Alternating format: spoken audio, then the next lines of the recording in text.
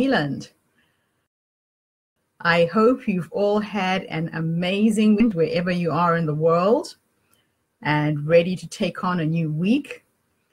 Today's video number 22, I am going to talk about grief. This subject was prompted by a posting that I saw of one of my Facebook friends whose son had committed suicide. And it really made me stop and take stock of what she was saying, because a lot of times people lose their loved ones and the people around them have no idea how they can help. So how do you help the bereaved when somebody dies in a family? A lot of times people will come up to you and say, you know, it's going to be okay, or I understand.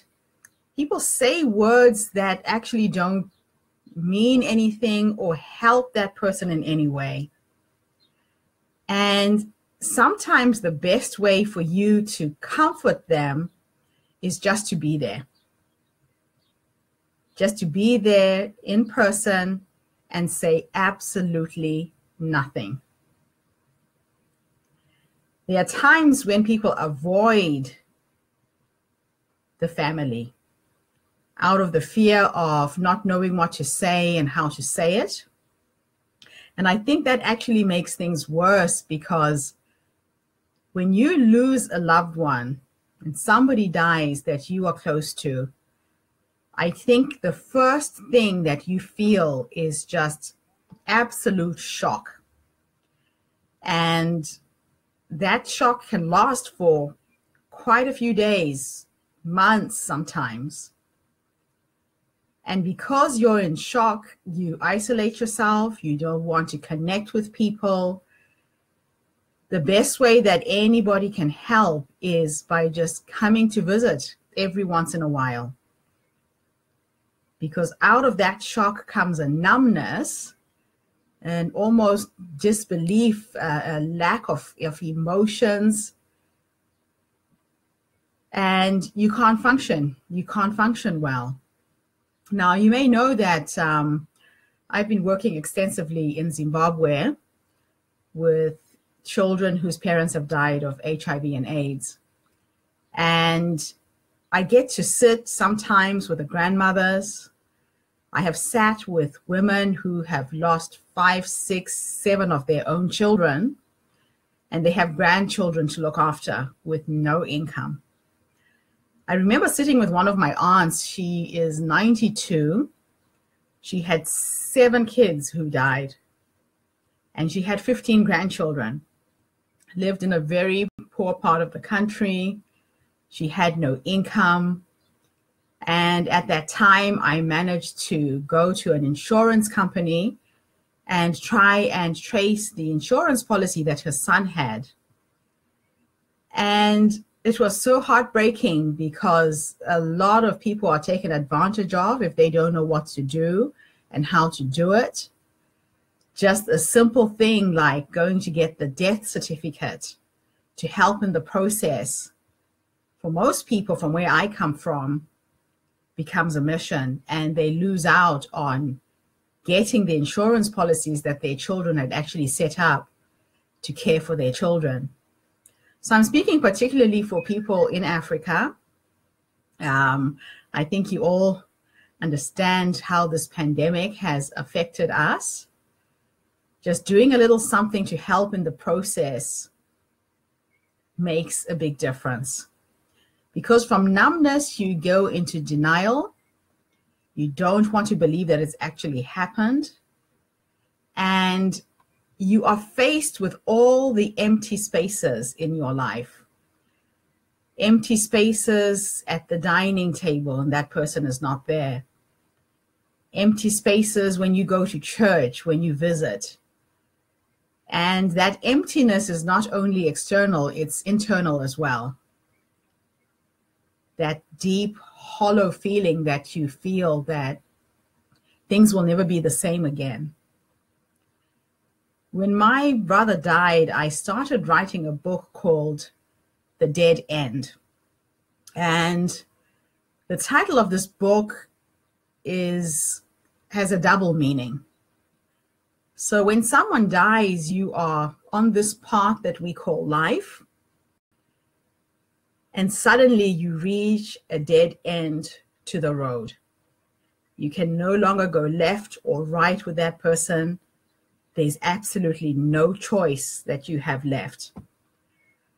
But not only that, the dead end also means that the dead take with them a lot of the experiences you would have had with somebody if they were alive. So many things come to a dead end.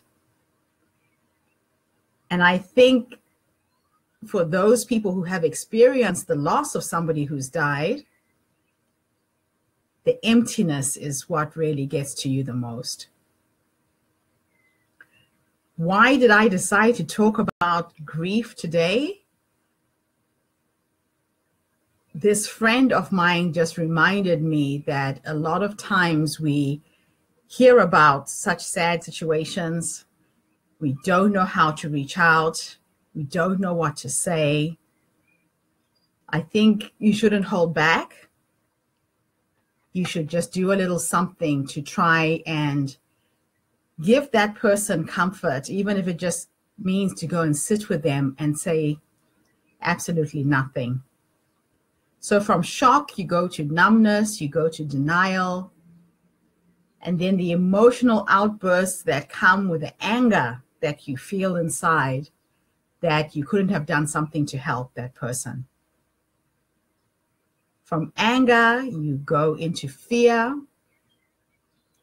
and then there is a searching of meaning. What does it mean? I remember when my brother got ill, I had some Native American friends in America who helped me almost come to terms with the notion of his passing. And I remember them saying to me, Gertrude, we live to die. Nobody is going to leave this world alive. And it kind of made me stop and think that it's true, we are born to die. But why do we struggle with facing death when it comes? Why are people so fearful of death? And I think that religion has added to people's anxiety around death. The Native American Indians believe that death is just the beginning and not the end, and that there's only life and life and life and life, and that we transform into a different energy, which is not physical, and we go back to spirit, we go back to God. I learned a lot by listening to their teachings. So from fear, you go into a state of panic, a state of loneliness. Guilt is another thing that people experience, and isolation. And then, of course, depression. So I'm not going to name my Facebook friend whose son died, but you know who you are. And I just want you to know that I'm here. If you need someone to talk to, call on me at any time. I don't know how you are feeling right now. I'm not going to pretend that I understand, but I can only imagine your sadness. Because when I think of my own children and how much I love them, and just the thought of losing one of them makes my stomach knot up with sadness, even though they're alive. So thank you, everybody, for tuning in.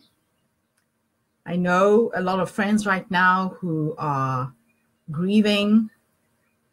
Maria, I know you lost your sister-in-law and you were very close to her.